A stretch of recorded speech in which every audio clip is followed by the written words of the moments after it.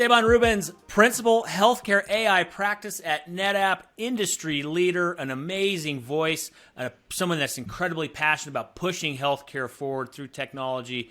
But, of course, before we go there, let's talk a little personal, some personal stories here. You know, one thing that I get excited about is when people talk about and being authentic around how to avoid burnout, practice well-being. These are more important than ever, as we know. If anything, at least for myself personally, Esteban, during this pandemic, I've really devoted myself to my own well-being practice. But for you, well-being and avoiding burnout is powerlifting. Indeed. How did you get into powerlifting? It was an interesting journey. I was taking care of family and not really doing much in terms of fitness for a while. And then I was like, okay, I got to go back to the gym. So I started going to the gym and I kind of became a bit of a sort of cardio bunny. So I lost weight. It was good, right? But it's not me. That's never kind of who I've been. You know, that's not what really calls out to me. So just serendipitously, I met this guy who is now a very, very close friend, who introduced me to the sport of powerlifting. So he's a guy, very colorful. He's 82 now. He's still lifting and competing. He also actually introduced me to drag racing. So I now have this other hobby. And, very colorful guy, came from a very traditional New England family, dropped out of an Ivy League school to get into the Navy as enlisted and, was in Vietnam and was a SEAL. And anyway, really awesome stuff. And so I got into powerlifting because I had always been interested in weightlifting, but not in that framework. And powerlifting is kind of a new sport in a way. It really got started in the 70s and 80s as an evolution of kind of strongman, odd lifts, and, all sorts of things. So I got into it and it was perfect for me. It's exactly what I wanted to be doing. So I've been training and competing, and it really helps me disconnect and kind of do something different. And, I got to tell you, after stressful days, pandemic, Zooms, other video calls, every day blends into the next one. Nothing like going into the basement gym and, the weight doesn't lie. The weight is the weight. We live on Earth. The gravity is, the same. So those plates are whatever they are. And, if you're going to squat or deadlift or bench, that, if you know what you're doing, if you're doing well or not. And certainly even in the pandemic, accountability works through video, and sharing stuff with my coach. So it's really great. Oh my gosh, I love it. And as an aside, one day I got to meet your friend, 82 years old, power lifter and drag racing. Wow, that guy sounds awesome. And, let's start talking current state. Obviously, we're still in the throes of a pandemic, but there's also an epidemic inside this pandemic. And it is certainly what I know all of us are experiencing and watching, especially the frontline providers, this crisis of burnout in healthcare. And I believe, and I think you and I are also in agreement, that technology has played a part in that, unfortunately. Yep. But Esteban, can we think about it in the reverse? Can technology help solve the current burnout crisis in healthcare? No doubt. And I get that it's very ironic, right? That doesn't escape me. I think at a high level, I like to think about it as incentives. The EHR revolution was related to government incentives for maybe good reason to digitize the healthcare workflow. There were a lot of reasons why it was important to maybe stop using paper records, but an unintended consequence of that has been burnout, has been this disconnect between the caregiver and the patient. You even have this physical barrier of the monitor. Anybody who goes to the doctor in North America, Western Europe will see that, right? There's a physical barrier, and doctors, nurses, they feel like note takers. They didn't go to medical school for that, or they didn't go get trained to be, I've had people in the profession tell me they feel like glorified data entry clerks, right? Because they spend so much time doing that, not to mention the whole concept of pajama time, right? They go home and they're trying to do notes before the next day, and that takes away from time with their loved ones or even personal time to recharge.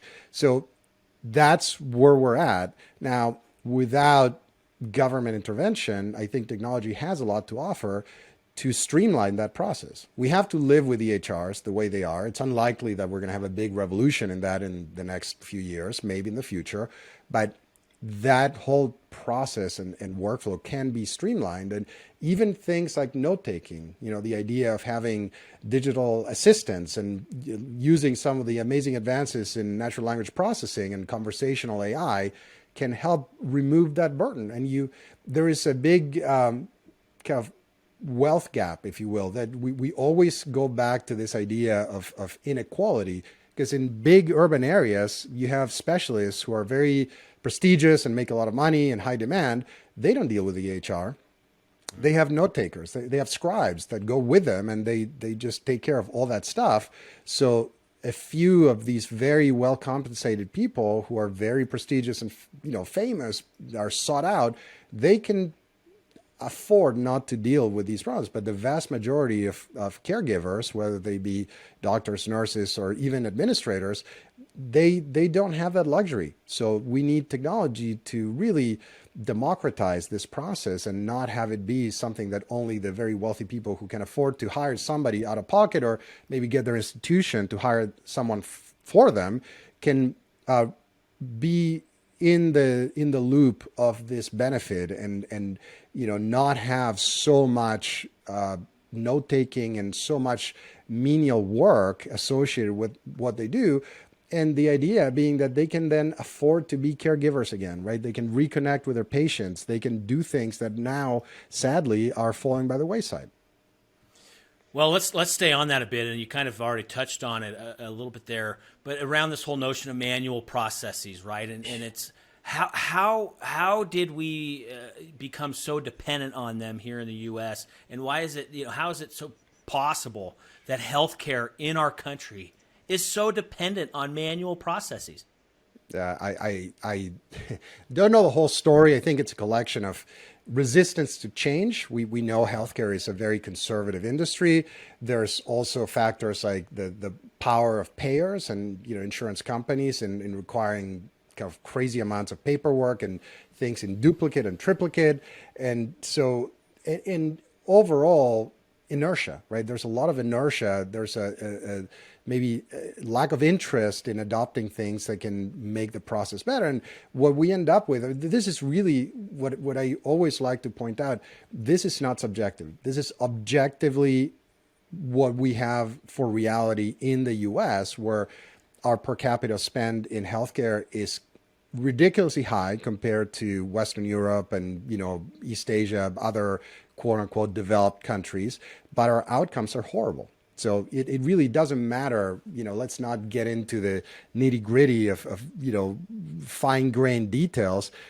Our outcomes are bad. We spend too much money. And we know that about a third of that is wasted, really. It's manual processes, it's administrative overhead, it's stuff that can be improved upon. And we're talking about $1 trillion a year. I mean, it's mind blowing if you think about it. So let's flip that script then. You teed me up perfectly, Esteban. So when we start thinking about outcomes, we start thinking about the quadruple aim, how can automation contribute to furthering the quadruple aim? In every way, right? Every one of the aims. So certainly lowering costs, right? If you take a big chunk out of healthcare, that $1 trillion a year that we're spending on administrative overhead, take your pick. It depends who you ask, what study, but certainly hundreds of billions of dollars can be saved by automating things. In IT, we have this saying of automate anything that can be automated, right? That's kind of the whole idea behind DevOps. That makes sense, not just in IT, but in every field. So automating things that can be automated, not only because it drives costs down, but also makes everything more efficient, because we humans are not great at doing these repetitive tasks. We get bored easily. We start thinking about other things. If you're processing the same form, every 2 minutes or every 5 minutes for every day for days and months and years on end, there's going to be more error, right? There's going to be just, it's unavoidable. And this is a characteristic of us as humans. That's not what we do best. And machines do that best. So it's not also, it's very important to point out, it's not about replacing people, right? It's about allowing people to do what they do best, to add more value doing kind of higher level things, and then the lower level things, let the machines do them. So that's one thing in the quadruple aim, right? Improving, go ahead, sorry. No, please keep going. You're going. Do it. In the improving the quality, the care experience for patients. Well, if you automate, certainly go back to the EHR. If the doctor can see you, can pay attention to you, can look at you, can actually do a physical examination, which many times doesn't even happen these days because they don't have time, because they're clicking 57 times to order a blood test or, whatever the case may be.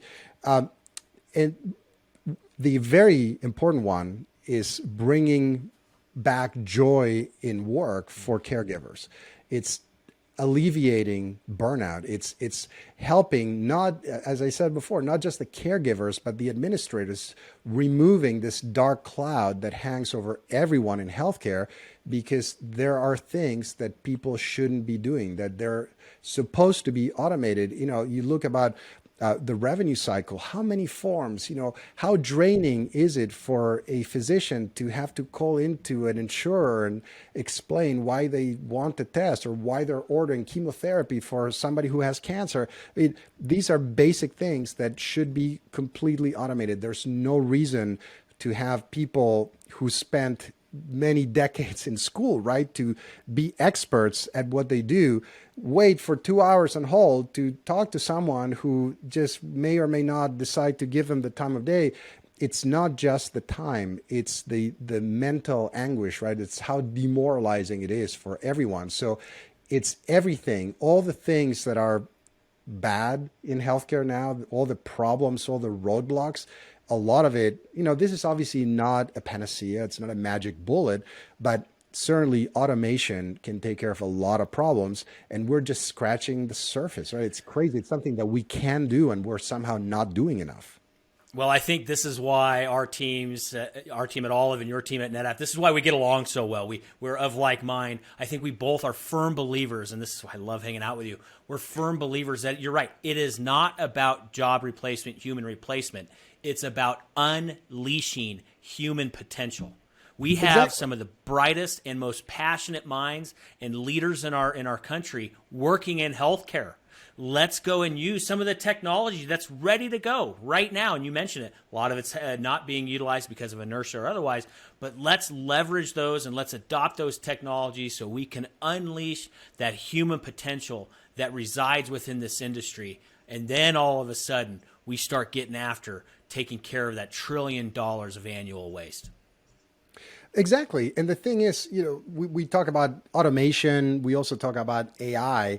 And one thing that I like to bring up is, well, yeah, AI, people know it as artificial intelligence, but there's a really big movement worldwide to not even use that word anymore, to call it augmented intelligence. And that's exactly what you get with automation. It's augmenting people's abilities. It's kind of giving them superpowers. We, especially in the pandemic, there's a lot of paying lip service to healthcare workers and their heroes and having, people clapping or, putting up signs. Yeah, that's very nice, but it doesn't really help. What helps is to give them superpowers, right? To allow them to unleash their potential and to not drag them down, right? Not to have anchors around their ankles or whatever, image you want to use. And what's kind of maddening in a way is that the technology is not that new. It's not that complex. This is not rocket science, right? It's something that should be done by everybody. It's just taking advantage of things that we already know. The problem is clearly identified. And so even if you start small, it's a matter of just doing it, because every incremental step helps. And it's kind of a virtuous cycle. Once you do one thing, then people realize that it makes sense. And then it drives transformation across the board, because it's not just introducing automation. It's, well, we introduced automation. Well, what other data can we now use for automation? Oh, well, now we realize that our systems are siloed and it's really a mess. Why don't we fix that so that we can share data even within our system more easily, so that we can do more automation and we can get to some optimum level of automation so that people are able to do things that add more value to patient care, to the institution, to society as a whole. So it's really almost frustrating, right? Because we know the potential, but it takes, well, to the point of what you do, evangelizing it, talking to people and explaining what is possible today without getting into building castles in the sky.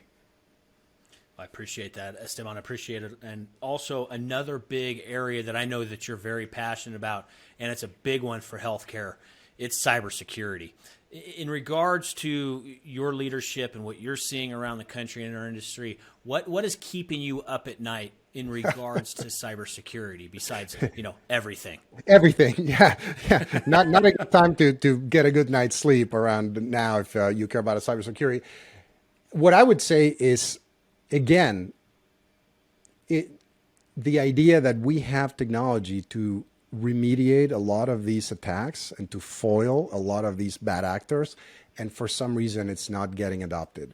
So it's not only the idea that, yes, you have to be able to recover quickly. So a lot of people focus on prevention, which is fine, but because we have humans in the loop, there's always going to be weak spots, right? There's always somebody who's going to open some email attachment or something, somebody who's going to find a USB stick and going to plug it in, or, whatever the case may be. You cannot assume that won't happen through training or otherwise. So you have to assume that it will happen. So one of my pet peeves is, why do people focus so much on preventing something that is impossible to completely prevent, and they don't focus enough on remediating and going back into production very quickly once something bad happens, with the smallest possible amount of data loss and interruption. So that's another thing that is kind of crazy. If you think about it, we have the technology. We can do immutable snapshots. We can do all sorts of system-wide things that will allow you to say, we don't care how sophisticated these bad actors are, we can still recover. And that is another surprising thing.